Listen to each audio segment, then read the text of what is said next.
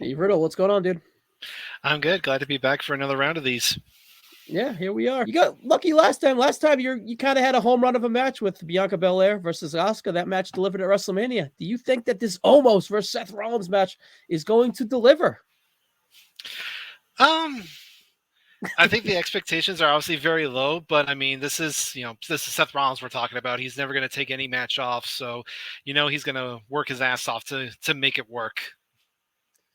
Yeah, I think they're in a good spot. Almost kind of sneaky, has a okay resume. The Brock match was good enough. The Braun match, good enough. Rollins is one of the best wrestlers within the WWE. I know it's not really big man versus big man, but I would trust Rollins to kind of go in there, bump around, make him look good. A little Shawn Michaels versus big, doofy, two left foot kind of guy, and make it work and go in there and have a good match. Could be almost his best match.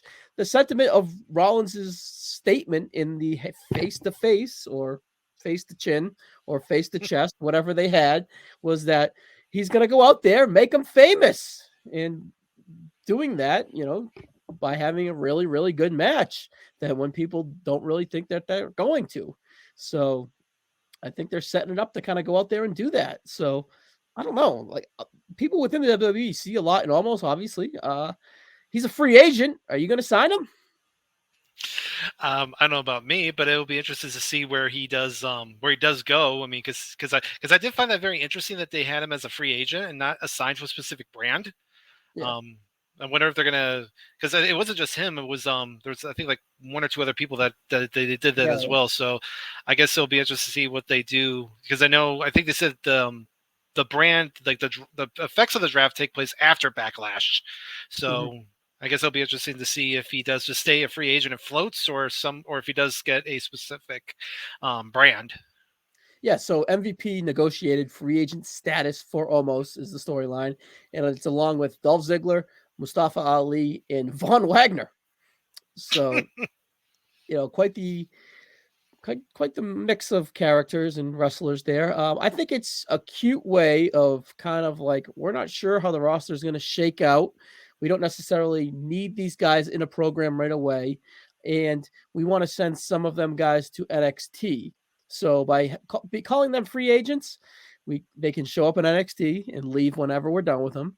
And then by calling them free agents, if we need a singles feud for Gunther, we can throw one of them at Gunther for the IC title for the month of May, and then they are Raw superstars after that. It's just kind of the vibe that I think that they came up with this wonky free agency thing, because why wouldn't Brock Lesnar, Roman Reigns, Seth Rollins, and all these guys be free agents if you want the most people to see them, because that's what they said. So that whole free agent thing is kind of weird in that, from that aspect, Yeah. I don't know. But Rollins, let's talk Rollins now post draft. Again, we are recording this before Monday Night Raw, but we assume that he's going to be on the Raw brand. His wife is on the Raw brand from Friday. There is a World Heavyweight Championship on the Raw brand that might have his side plates on it sooner rather than later. Do you think if that is the case coming out of this match, Steve Riddle, do you think that is a good lane for Seth? And do you think that he should be the first World Heavyweight Champion, if that's what it's called? And there's a whole new lineage to that title. Mm-hmm. I think it definitely makes sense. I mean, when you look at the guys that are going to be currently on Raw, he's definitely the top choice. I know, obviously, the other logical choice is Cody. I would not be surprised if it comes down to if we get that long-awaited Seth Cody fourth match at Night of Champions for the world title. Mm-hmm. And I feel like that it feels like Rollins is definitely due for a world title run. It's been a while since he's had a world title run. I think 2019. Yeah, I think was his last reign. Yeah, that's it. I mean, that feud with Bray pretty much killed him as a face, to the point that he turned heel and had to basically rebuild himself, which he's done a hell of a job over these last 2 years, between being like the Monday Night Messiah and then the Visionary, and now just this guy who just basically gets the entire audience to sing along with his theme song. But but he's earned it. I mean, he's had so many great matches to this point that he's definitely due, I think, a like I said, a world title. And if he's not going to be the one to beat Roman, then I think he would be the perfect choice to kind of be the first guy to set this new world title lineage forward. Yeah, I agree with all that. I just kind of this is where I struggle with Seth. He's a great wrestler. He gets great reaction. He's a pretty good promo, but there's like this wonkiness to him that doesn't scream top guy world champ to me. There's like this, but it got him over it. It got him where he needed to go. The Messiah thing, just like who knows where it was going. Wherever it was going, it landed in an empty PC, right? So it landed in an empty PC. They kind of tweaked his music coming out of the pandemic era. There were fans hungry for Seth Rollins. They added the burn it down back. They added the whole he's doing in the PC era. He's doing this bullshit just because he's creating movement in his mannerisms to kind of find himself to fill energy within an empty arena. So this bullshit, blah blah blah. And then it just caught on when the fans come back, and then he's whatever it is. So it works, but it's like deodorant to cover up the stink of his full character. I still don't get it. Like he's a visionary, he's a revolutionary, but besides a troll, what exactly is he? You know what I mean? He's a guy that wears fancy clothes that he buys on Amazon, and what is it? And then his wife copies it and does the gimmick better. So it's just like there's a lot of flash and not a lot of pizzazz within the character, not Seth Rollins. I'm talking character. And when you're at the top of the card, you need the depth within your character to kind of just stick at the top of the card and not go through what we ran through in 2019. And I know 2019, he was saddled with Baron Corbin, and I know he was saddled with his wife, who was a bigger star than him at the time and way more charismatic at the time. And his star power and his charisma has risen. So there's no doubting that. And I know he was saddled with the Fiend, so he was just kind of striking out, and they weren't helping him out. And I think that he would have a better chance this time around. The roster's more like him. He can knock down Finn. He can knock down whoever, Cody, fucking a plethora of guys in his lane right now. Riddle again, whatever. So I'm not worried about him going out there to deliver matches. I'm more worried about him delivering in a main event, top tier, face of Monday Night Raw character development. That's where I separate from Seth Rollins, and I like what my main concern would be, because he's over. He has the charisma, he has the star power for sure. It's just that depth within the character. Before the bell rings, without the bell ringing, and after the entrance. What can he when he talks and when he has meaningful words and is in meaningful feuds, will the people care is what I'm concerned about. And I think that he has a better chance now than he did at 19. Do you agree with all that? Or do you agree that he's at least he's in more comfortable shoes now? Let's put it that way. Oh, he's definitely in a much better place now. I mean, when he won the title in 2019, I mean, he was incredibly over as a face. He had a great run in 2018 as IC champion, yes.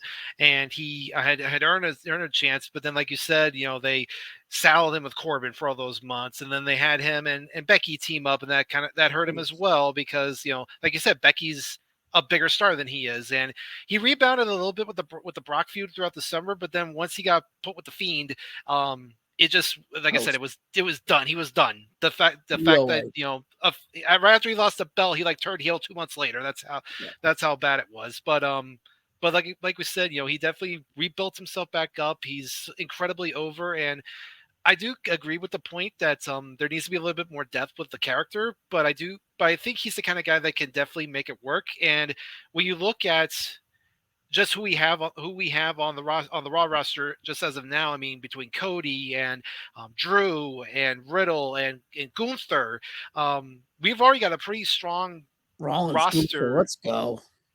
Right? Yeah. I mean, he's going to have some really good challengers if he does end up becoming the first champion, and he's definitely going to if he does become the first champion, his goal is to make that belt workman's belts. Yes. And he's gonna put on great match after great match with that And they belt. have to establish it as the Workman World Championship because they need to put credibility and prestige on it across from Roman. It can't look like if Roman's up here, they got to at least bring it to here and just be a tick under it. It can't be here like Del Rio or Swagger as a world champion, you know? Right, especially this is going to be a new lineage belt. Yeah. So and not Rollins is the guy to do that yeah. in ring. It's just the character work in the people caring is what I'm concerned about. All right, but we're here to talk about Omos and Seth. And give me three. I got three questions for you, Steve. How much are you anticipating of this? If I would like just use star ratings as a scale of like this is the ceiling and then like kind of this is the floor. Seth did say in that promo that he's going to stomp his ass. Do you think Steph's going to stomp him? And then two, carry on with my question. I do. Well, if he does end up stopping him, I could see this being one of like those like super stomps where he comes off the middle or the top rope, because I think that's the only way he can really. I mean that he can do it, unless it's like one of those things where when he fought Orton at Mania, where he basically like launches off of them, and unlike when Orton caught him with the RKO, he hits the actual stomp. In terms of the anticipation, I was like pretty much everyone in the collective when this match was first announced, and we were just like out of nowhere. What? Like, it's like like you said, it was out of nowhere. It's like, to quote our buddy Tim Capel, like, what are we doing? Like, you just had Omos come off that tough loss to Brock, and Rollins had that really good match with Logan Paul at Mania, and now all of a sudden it's just like you throw these two together, and again, just like they don't even, they just announce it right out of the blue without even having any sort of like tension between the two, which I know that which makes me wonder though, because you heard the stories about the Rollins supposedly being upset the night after Mania and walking out, or that sort of thing, and then they just whatever kind of that was weird. Yeah, I don't buy that. I don't buy that at all. So I think coming off of the promos that Rollins has cut, I think the anticipation's gotten a little bit better. I think if I had to, on a scale of 1 to 10, I think right now my anticipation for it is maybe about a 5. It's again one of those ones where it's like, okay, you never you never thought it would happen, but when you kind of look at it on paper, you're like, I mean, this could be interesting. It's a fresh feud for both guys. So, and it's not often that Rollins faces somebody that's a lot bigger than he is. Yeah, it's So pretty cool. Now, so if you're at a 5, do you think that it will live up to this hype? Do you see the graphic? I do, yes. The greatest match ever, Backlash 2. I saw that and I cracked up. So, do you think it will live up to that or no? Or we're going to stick at a 5? I definitely think ceilings of 5. I think if anything, they have the potential to possibly over deliver, only because again Rollins is such a great of a worker. There's a potential of the 6-ish, 6.5. Yeah, and I mean Omos, last couple of big matches he's done fine for a big man. So I think he's improved a lot since we first saw him. So it will be interesting to see. But yeah, Edge and Orton, this is not. All right, who's winning? Any chance Omos wins?